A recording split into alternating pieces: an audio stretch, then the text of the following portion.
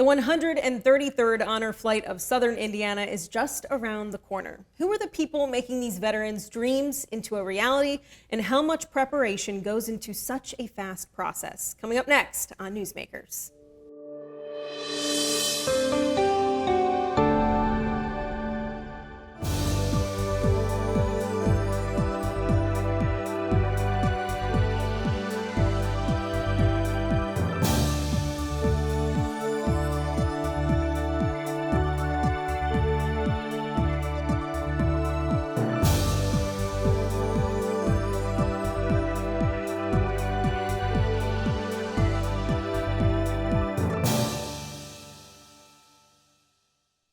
On October 21st, 86 veterans and their voluntary guardians will be flying to and from Washington, D.C. to pay their respects to our national monuments. Let's learn more with a short video. I was the president of Rolling Thunder. We got involved with the honor flight back in 2014 when they had their first flight. The initiative was try to get local veterans we have a 14 county area that we cover. And our purpose was to get local veterans one last chance to see their memorials that were built for them, whether it be Vietnam or World War II or Korea. So we wanted to give them one last mission to honor them and to get them out there to see their memorials. We do 2 flights a year, usually one in April, one in October, in that time frame. We do 86 veterans and 86 guardians. And there's a process that we have to go through. We first give them a call, and then when we give them a call, we bring them in for interviews. We interview not only the veteran, but the guardian too. Once that process is done, some of them decide to wait until another flight goes in. When we do, the bus captains start backfilling their buses until they get to 86 with alternates that we have lined up for them.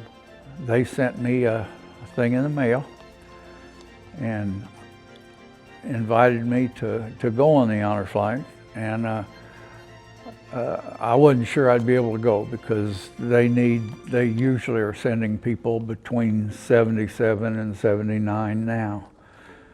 But on our flight there were 2 nurses, lovely nurses, and they were 101 and 102 years old. It starts early. It starts about 5 o'clock in the morning. The veterans come in. We have a little meal for them there that's usually provided by one of our sponsors. Once that's done, we start getting them together. We get them on the plane. We usually depart about 6:30, somewhere in there. It's about an hour and a half, hour 45-minute flight. We're nonstop. It was a wonderful flight. We left her early in the morning, and it was about an hour trip. And we got there, and my youngest daughter was my guardian. We get them there, we get them off, get them on the 4 buses. We have a red, white, blue, and gold bus. All of them are handicap accessible, so if we have any problem with that. Everybody there has to have a chair to sit in, whether you're ambulatory or not. It was really fascinating because it isn't a wheelchair. It's like a 4 wheels, but they're not big wheels. But the reason for that is some of the people are older, and some of them can't walk very well. And then we start out World War II memorial. Usually when we get there, we get them all in a group picture, and they have their big photos with them. So we put those on the plane, take them with us, and they start there and they take their group photo there. And that kind of puts those up. We don't have to worry about them anymore. And then they travel to the Korean and Vietnam memorials. They get to release them for a while, and the guardians push them around, go to the memorials so they can see those. We get back in the buses. We go over to the cemetery, and we watch the changing of the guards. This year we're being honored. We'll have 3 or 4 of our veterans actually hang the wreath at the site. So that's going to be kind of cool for them. So we'll get that done. We usually take a lunch break. We go to the Marine Corps Memorial, Montezuma Memorial. We go to the Air Force. We do drive-bys for the Air Force Museum. A lot of times it's still under construction a little bit. If we have time, we stop at the Navy Museum. let them get out, walk through the museum. We do stop by the Women's Memorial. Just came on board here the last year or two, so I think we have 3 or 4 females with us this time.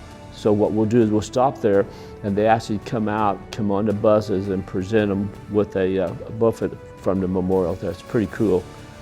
So, but again, it's a long day. We wrap it back up. We bring them back to the airport. We feed them supper there.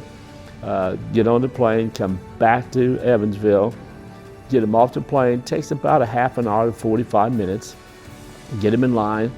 We have usually one of the grandkids, something that carries a photo of them, walks in front of them, and we do a parade of heroes through the airport and everything. Come back out, so it's pretty cool. It blew my mind how interesting it really was, and they fed you a lot. We laughed a lot. We met new people. It was just a delightful day, and I'm so glad I was asked and I went.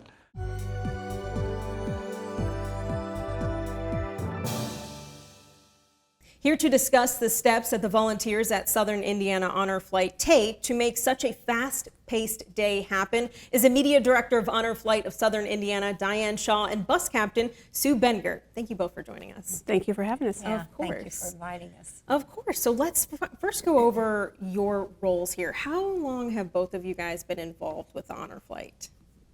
I personally have been involved with Honor Flight since EVV2. Okay.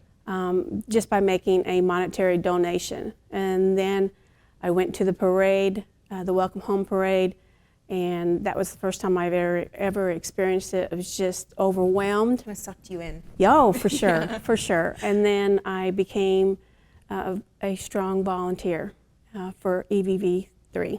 Yeah, what about you, Sue? I went on the very first one, EVV1, Okay. in October of 2014. My father was a World War II veteran, Oh, wow. so he asked me to go as his guardian. So I learned all about Honor Flight. I saw what it meant to the veterans, and then I just started volunteering with them since then. Probably very hard to explain, and so brace yourselves. But what is the feeling like? Why did you kind of get sucked into this? I mean, you watch the news stories and it pulls at your heartstrings, but you guys are involved in this from the very beginning. What is it about watching this happen that kind of makes you want to be more involved?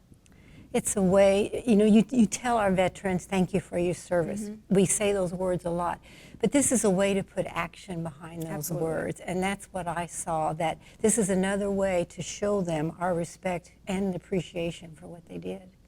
I agree 100% with what Sue said. I don't come from a military family. And when I went to that Welcome Home Parade, I've always had my faith, family, and God and country. And I've always been very, so thankful for our veterans. And when I saw just the outlove of love and support of people just coming out to cheer these veterans on, I was like, wow, this is awesome. I want to be part of this. And I'm sure it doesn't get old every year. It's like a new feeling of, oh my goodness, this is incredible every single year. So Yeah. I can only imagine how it's been for you guys to be a part of it for so long. I've always joked with the veterans from, probably since EVV4 when I really got involved. I gained 86 grandparents from this flight. And because you develop a friendship. They put they recognize you when you're out in the public, and they'll come up and they'll say, do you remember me? And it's just, it's a very, very rewarding experience, not only for the veterans and their family, but for the volunteers as well. Absolutely. And Sue, you are a bus captain. Yes. What does that all entail? Of those 86 veterans, we divide them up into 4 groups. We have the red, white, blue, and gold groups. The red bus is led by Heather Laughlin, and then I have the white bus group, and then the blue bus is led by Candy Moser, and the gold bus is led by Dave King. It's like a field trip, probably the best field trip I've ever been on. But we get to make friends with 21 or 22 new veterans. because we get to talk with them, interact with them. I hear their stories, which I love to hear when they tell me about their activity during their service time. So it's really neat to make that friendships with them. Absolutely. And this is, like I said, it's a fast-paced day. It's no easy put together here. I don't want to make that, on the back burner here. What makes an honor flight successful? The volunteers. I mean, we are just blessed with amazing volunteers and community support. If we didn't have the community support and the volunteers, we couldn't pull this off.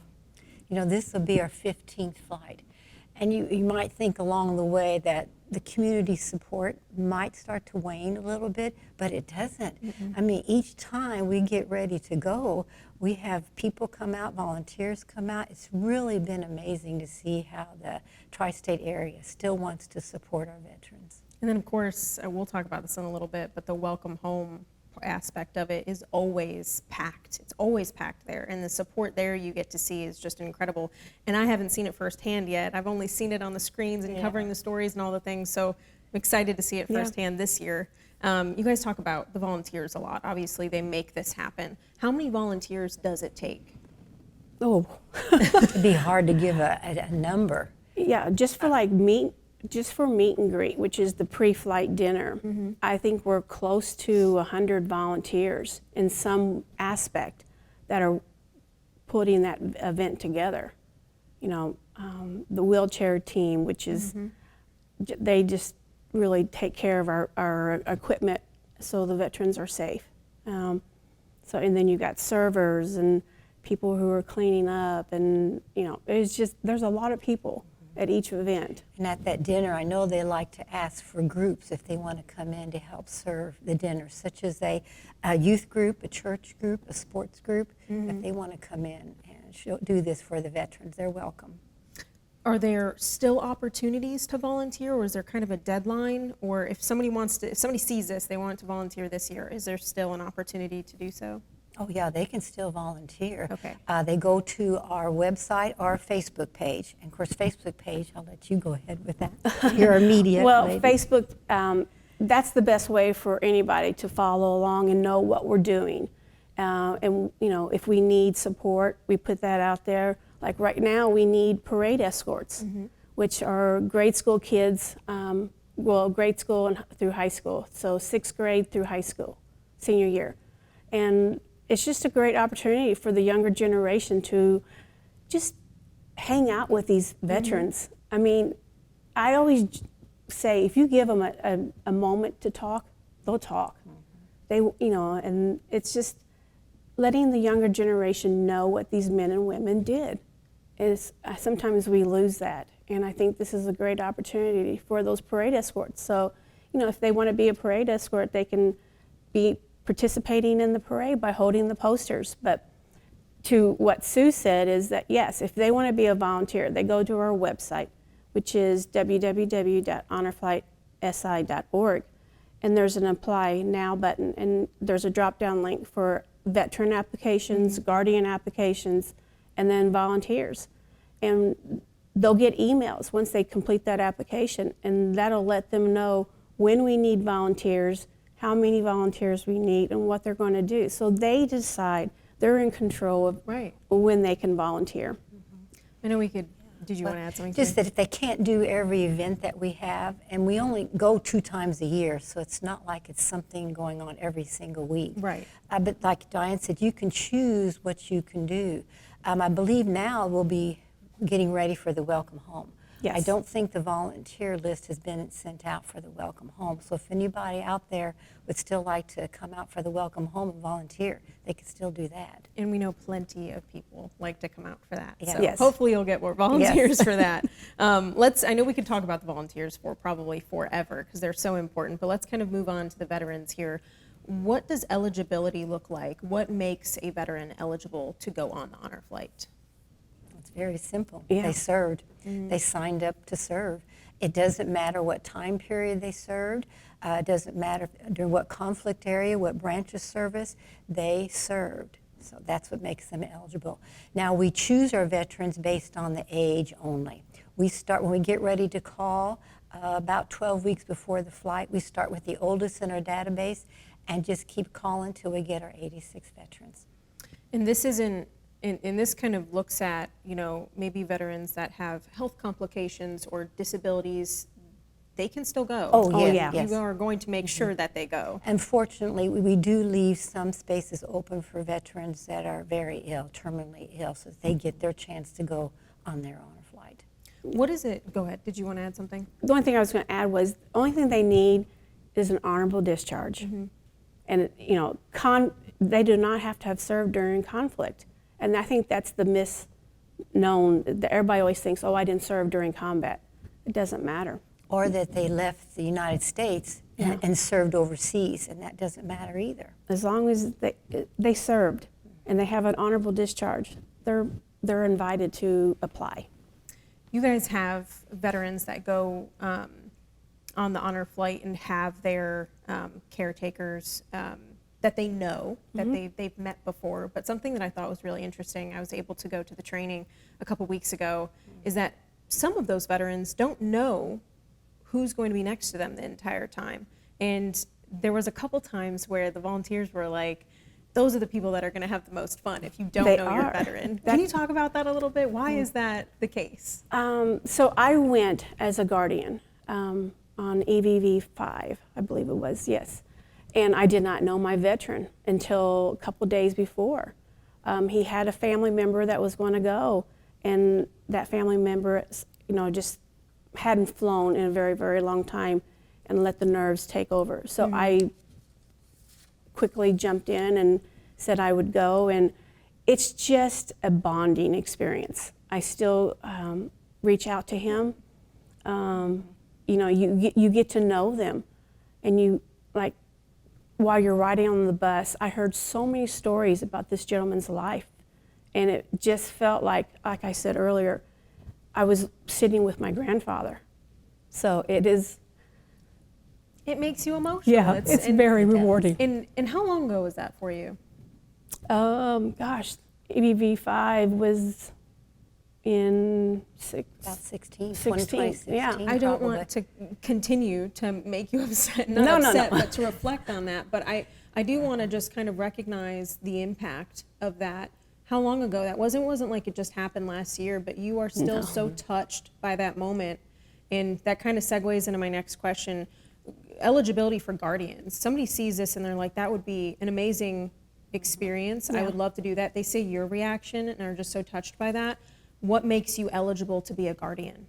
I think just 18 years and older. Yeah. Just the age to do that. Just really to have an interest in doing and this. physical ability to be able to push that veteran around, because it is a long day. It is. And you know, most veterans will say, oh, I don't need a wheelchair. Well, they're not really wheelchairs, they're transport chairs.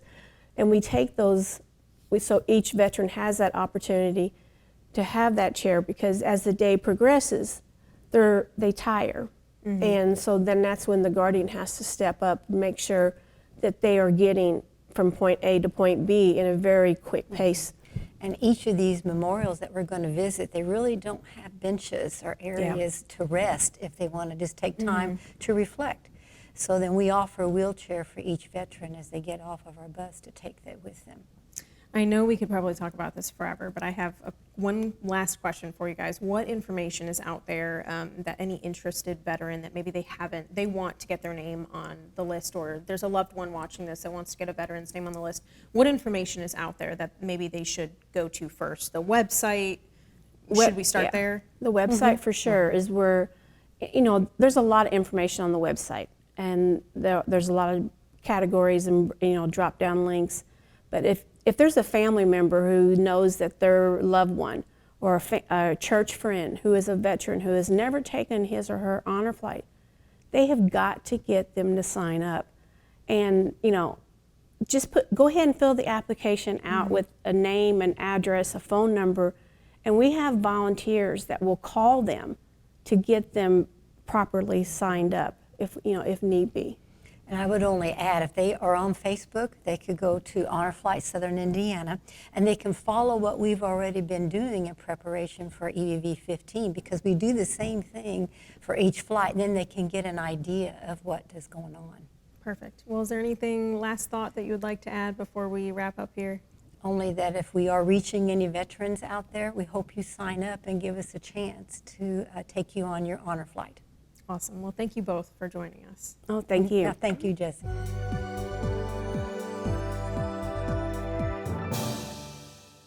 Here with us now is veteran Jim Geyser, who had the opportunity to go on one of the honor flights. Thank you so much for joining us, Jim. Thank you. Of course. And first of all, I want to start off by saying thank you for your service. Well, thank you. That's good. Of course. Well, your story is so interesting because you did get to go on the honor flight. And Right. I first want to start with that experience, but you have been volunteering with them for so long, and we'll get to that again, but I want to first talk about your experience with the honor flight because it obviously touched you in ways that people might not understand. So talk to me about that. It was EVV 6, May of 17. Right. How did that go for you? Oh, it was great. My son and I went. He went as my guardian. He's a teacher at Central. And we just had a great time. What was one of the most impactful parts of your day? And if you can even narrow it down to one, what is something that you remember the most? Well, I had never seen the Air Force Memorial. That was something that it really impressed me. And the Korean Memorial brought out other stories that I had seen it before, but I had never really paid much attention to it. So it was more of a renewal than anything. And you got to tell these stories. You said you went with your son. Right. What was it like experiencing that with your son and maybe talking about stories that maybe you haven't shared yet or that you haven't told anybody? I don't know what those conversations were like, but what was it like spending that time with your son down there? It was very interesting. I mean, that was the first time I spent a whole day with him. Mm-hmm. Since then, we spent a week in Germany together. Wow. Yeah. But on top of that, not even just the relationship of having your son there, but you have a lot of other veterans there with you experiencing that too. Right. What was that like? Oh, it was very interesting. I mean, every time you get off the bus, that was, kidding around about don't get lost and things like that, and make sure you get back to the bus in time. Right. Yeah. That's one of the most important parts here. Right. But were you able to share stories with one another and create friendships? What was that like? Are you still talking to some of those veterans that you went on your flight with, or? And if not, that's okay. But did you at least create those bonds? No, but I've met other veterans who have gone on the flight and are volunteering also, and we gas around, talk about different things. Well, another really awesome part of your story is that you, ever since your flight, have volunteered for every other flight, not to go on, but to at least be a part of those volunteer opportunities. Why have you made the commitment to do that? Well, I don't have very much other things to do, but I enjoy it, and I get to like the company that people I'm working with, and I like the honor flight, so I figure I owe it to them. Do you feel like it's important as someone that not only served but went on the honor flight to maybe greet those that are experiencing it for the first time? Let's say this year, you get to maybe shake hands and meet the veterans. Do you feel like it's important for you to maybe they're nervous, maybe they don't know their guardian? Do you feel like maybe you can be someone that can ease their minds or maybe tell them they're going to have a great time? Do you feel like that you can be that person? Sure. I go to lunch every second Tuesday a month with a couple guys, both Navy veterans, and I've been after them for 3 years now. Can't get them to volunteer. You'll get them one day. Yeah. Well, how did you first hear about the honor flight? Well, I went to the airport for the return flight for 3 and 4, and I knew somebody were on those flights, and I saw what went on, and I thought, wow, this is interesting. So I enrolled between 3 and 4. I enrolled it for a flight, and then I got called for flight 5 Wow. or 6, and went for that. What was it easy for you in terms of applying, and what steps did you have to take to apply? Applying is just filling out an application form. At that time, I don't think we had it online. I think I had to write fill out a paper one.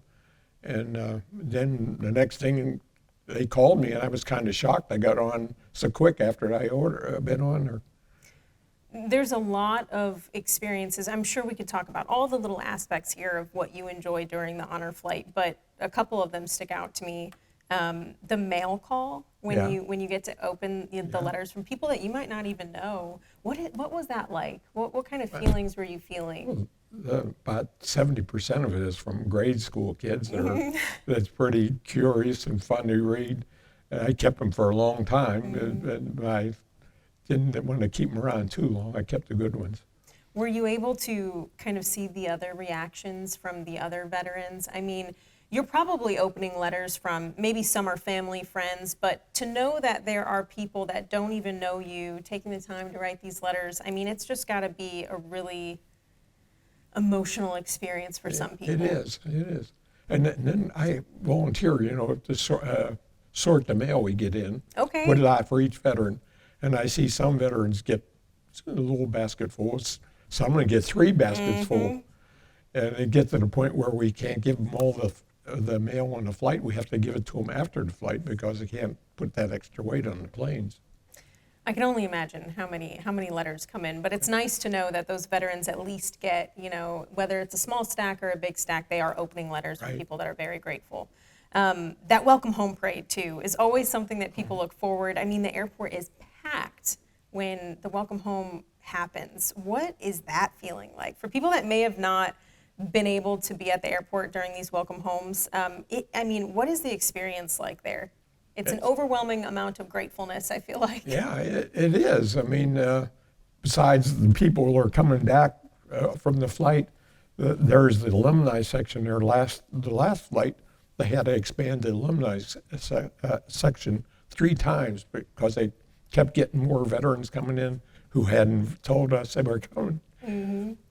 But it filled up pretty good, and they were shaking hands on both sides and punching them and everything else, let them go. They were a bit good. And I feel like it's like that every year. People are so excited for Yeah. that welcome home parade. So it'll be great to experience that this year. Last question here. What would you say to those veterans that might be watching this that maybe their name's not on the list yet, but it's always interested in them, but maybe they're a little nervous? What would you tell them if they're interested but a little hesitant? Well, there's nothing to be nervous about. I mean, some say they don't deserve it, but if they volunteer or got drafted or they volunteered and they served the country, they deserve it. So they should go. Absolutely. Well, Jim, it was so nice to talk to you again. Thank you for your service.